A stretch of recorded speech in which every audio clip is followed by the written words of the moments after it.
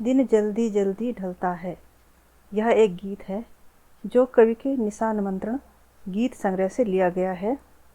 इस गीत में परिवर्तनशील प्रकृति के साथ प्राणी वर्ग का तारतम्य बताया गया है कि अपने इच्छित आश्रय या विषय की प्राप्ति की कल्पना उसके प्रयासों को तेज कर देती है। साथ ही समय निरंतर आगे बढ़ता रहता है, तो इसकी निरंतरता से सीख लेते हुए लक्ष्य प्राप्ति के लिए हम में कुछ कर गुजरने का जज्बा भी होना चाहिए। अपने बिंब विधान के द्वारा किसी अदृश्य सत्य का आत्मिक स्पर्श महसूस कराना ये कवि की विशेषता है और यह गीत इसका उदाहरण है। हो जाए न पथ में रात कहीं, मंजिल भी तो है दूर नहीं। यह सोच थका दिन का पंथी, जल्दी जल्दी चलता है, दिन जल्दी जल्दी ढलता है। पथ, रास्ता, मंजिल, लक्ष्य या उद्देश्य अथवा हमारा गंतव्य। पंथी, पथिक या राहगीर। इसमें पंथी भी जल्दी जल्दी ई स्वर बार बार आया है तो स्वर मैत्री है। दिन का पंथी में रूपक अलंकार है और जल्दी जल्दी में पुनरुक्ति प्रकाश अलंकार है। मानव जीवन के रूप में मनुष्य को एक निश्चित समयावधि मिली है। इसी में उसे अपने सारे उद्देश्य पूर्ण करने होते हैं, अपने लक्ष्यों की प्राप्ति करनी होती है और इस समयावधि की विशेषता यह है कि वह निरंतर कम होती जाती है। यह तथ्य सभी को ज्ञात है और समय की यही विशेषता उसके प्रयासों में तीव्रता लाती है। दिन का पंथी अर्थात सूर्य रूपी पथिक अपने आकाश रूपी मार्ग पर चलते चलते थक गया है, लेकिन फिर भी वह विश्राम नहीं करता, क्योंकि उसका उद्देश्य क्षितिज तक पहुंचना है और वह सामने ही है, समीप ही है। उसे इस बात का भी भय है कि अपने गंतव्य तक पहुंचने से पहले रात्रि न ढल जाए, अर्थात समय समाप्त न हो जाए। इसलिए वह शीघ्रता से अपने लक्ष्य तक पहुंचना चाहता है। सूर्य के बिंब द्वारा कवि ने मानव जीवन को प्रस्तुत किया है। यहाँ दिन जीवन का प्रतीक है और पथिक मानव का। तो मानव रूपी पथिक अपने जीवन रूपी दिन के कार्य व्यापारों में इसलिए शीघ्रता लाता है कि लक्ष्य प्राप्ति से पहले कहीं जीवन की रात अर्थात मृत्यु न हो जाए, और जब लक्ष्य समीप हो तो वह विश्राम भी नहीं करता।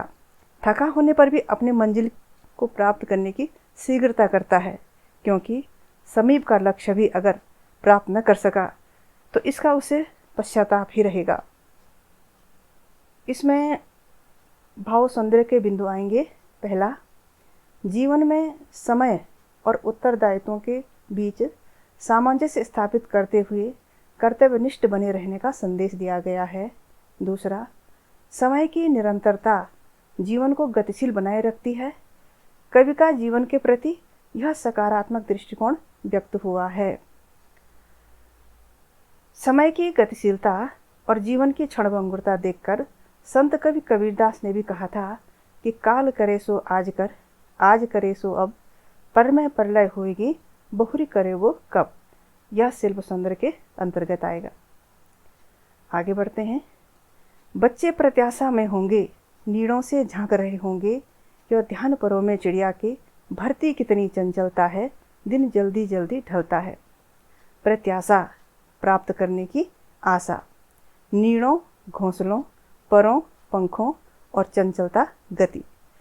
समय की दैनिक परिवर्तनशीलता मनुष्य को ही नहीं पशु पक्षियों को भी प्रभावित करती है। इसे चिड़िया के दृष्टांत से प्रस्तुत करते हुए कवि ने कहा है कि चिड़िया भोजन के लिए घोंसले से उड़कर दूर चली जाती है, लेकिन उसके छोटे छोटे बच्चे जो उड़ नहीं पाते, इसलिए घोंसले में ही प्रतीक्षा करते रहते हैं। भोजन लेकर लौटती हुई चिड़िया को जब यह बात ध्यान में आती है कि उसके बच्चे भोजन पाने की आशा में उसकी प्रतीक्षा करते हुए बार बार घोंसले से अपना सिर बाहर निकालकर झांक रहे होंगे, तब उसके पंखों की गति बढ़ जाती है। वह अपने घोंसले की ओर तेजी से उड़ान भरने लगती है। उसे भी भय है कि घोंसले तक पहुंचने से पहले कहीं रात न हो जाए। ममता की शक्ति और अपने उत्तरदायित्व को निभाने की भावना उसे बल प्रदान करती है। इस प्रकार उत्तरदायित्वों को निभाते हुए जीवन बड़ी शीघ्रता से व्यतीत हो जाता है। इसमें भाव सौंदर्य के बिंदु होंगे। पहला, चिड़िया के सुंदर दृष्टांत द्वारा कविता में रोचकता उत्पन्न हुई है। दूसरा, चिड़िया के पंखों की चंचलता में मातृत्व भाव को सम्मान दिया गया है। आगे बढ़ते हैं। मुझसे मिलने कौन विकल, मैं हूँ किसके हित चंचल, यह प्रश्न शिथिल करता पद को भरता उर्मय विह्वलता है, दिन जल्दी जल्दी ढलता है। मुझसे मिलने में अनुप्रास अलंकार है और यहाँ प्रश्नालंकार भी है। विकल अर्थात व्याकुल या बेचैन, हित भलाई, हेतु चंचल, चंचल यहाँ प्रतीक्षा की उत्कंठा को व्यक्त कर रहा है।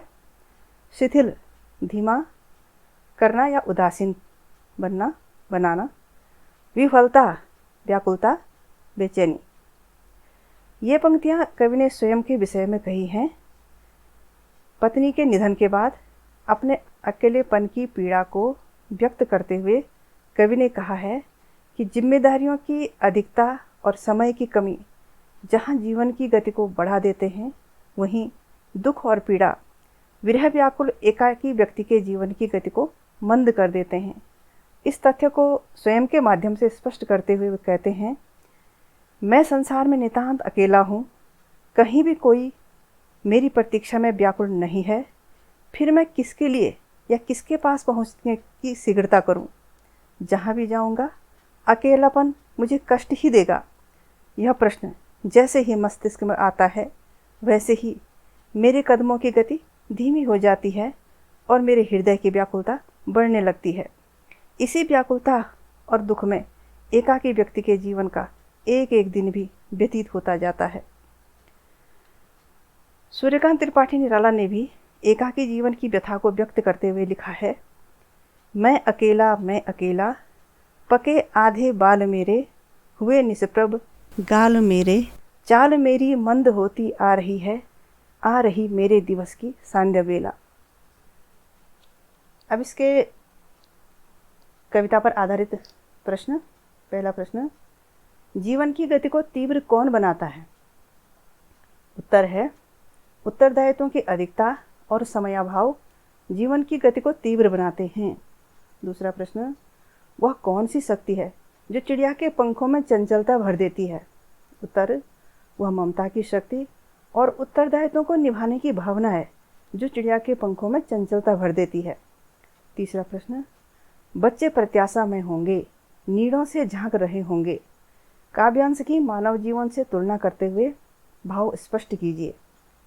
उत्तर, जिस प्रकार चिड़िया के घोंसले में उसके बच्चे इस आशा से अपने माता पिता की प्रतीक्षा करते हैं कि वे उनके लिए दाना लाएंगे, उसी प्रकार मानव जीवन में भी उनके बच्चे जीवन निर्वाह के सभी प्रकार के साधनों की अपेक्षा रखते हैं और यह सोचकर माता पिता के घर लौटने की प्रतीक्षा करते हैं। प्रश्न नंबर 4, कविता के माध्यम से कवि क्या संदेश देना चाहता है? उत्तर, कविता के माध्यम से कवि यह संदेश देना चाहता है कि समय किसी की प्रतीक्षा नहीं करता, वह निरंतर अपनी गति से आगे बढ़ता रहता है। हमें उससे सीख लेते हुए और उसका सम्मान करते हुए अपने कार्य समय पर पूर्ण कर देने चाहिए। अर्थात कवि ने यहाँ समय के सदुपयोग का संदेश दिया है। अब इसके अभ्यास प्रश्न। पहला, जो अभ्यास का 5वां प्रश्न है, बच्चे किस बात की आशा से नीड़ों से झांक रहे होंगे? इसका उत्तर, पक्षी भोजन की तलाश में अपने घोंसले से दूर चले जाते हैं। उनके छोटे छोटे बच्चे उड़ नहीं पाते, इसलिए वे घोंसले में ही रहते हैं और अपने माता पिता के लौटने की प्रतीक्षा इस आशा से करते हैं कि वे उनके लिए दाना लाएंगे। संध्या समय तक माता पिता की प्रतीक्षा की उनकी उत्कंठा अपने चरम पर पहुंच जाती है। तब वे बार बार घोंसले से अपना सिर बाहर निकालकर झांकते हैं कि उनके माता पिता दाना लेकर लौटे या नहीं। अगला प्रश्न, दिन जल्दी जल्दी ढलता है की आवृत्ति से कविता की किस विशेषता का पता चलता है? इसका उत्तर, दिन जल्दी जल्दी ढलता है की आवृत्ति से कविता की समय संबंधी विशेषता का पता चलता है कि समय किसी की प्रतीक्षा नहीं करता, बल्कि समान गति से आगे बढ़ता रहता है और समय की यही विशेषता जीवन को गतिमान बनाए रखती है, क्योंकि समय समाप्त होने के भय से सभी प्राणी अपने लक्ष्य प्राप्त करने के प्रयास में तेजी लाते हैं।